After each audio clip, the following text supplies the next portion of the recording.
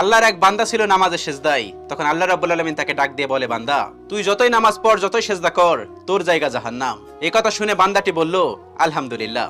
আল্লাহ তখন বলে, এই বান্দা, জাহান্নামের কথা শুনে কেউ আলহামদুলিল্লাহ কয়? বান্দা তখন বলে, আল্লাহ, জাহান্নামের মালিকও তুমি, জান্নাতের মালিকও তুমি।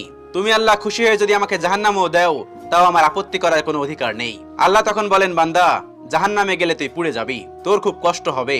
বান্দা তখন বলতেছে, আল্লাহ, কষ্ট শুধু আমার হবে না, তোমারও হবে। আল্লাহ তখন বলতেছে, বান্দা, তুই পুড়বি জাহান্নামের আগুনে, আমার কষ্ট হবে কেন? বান্দা তখন বলে, আল্লাহ, কোনো মায়ের কোল থেকে যদি কোনো বাচ্চা পানিতে পড়ে যায়, তাহলে কোনো মাই দূরে দাঁড়িয়ে থাকতে পারে না, দৌড়ে গিয়ে বাচ্চাকে কোলে নেয়। আমার বিশ্বাস ওই মায়ের চেয়ে কোটি কোটি গুণ দয়া তোমার বেশি। আমাকে জাহান্নাম দিলে তুমিও আল্লাহ শান্তি পাবে না। আল্লাহ তখন বলে, বান্দা, এই দলিল তুই কই পাইলি? বান্দা তখন বলে, আল্লাহ, আমাদের জাতির পিতা ইব্রাহিম আলাইহিস সালাম তোমার প্রেম মুখে নিয়ে যখন নমরুদের আগুনে পড়ে গেল, তার আগেই তুমি বলে দিলে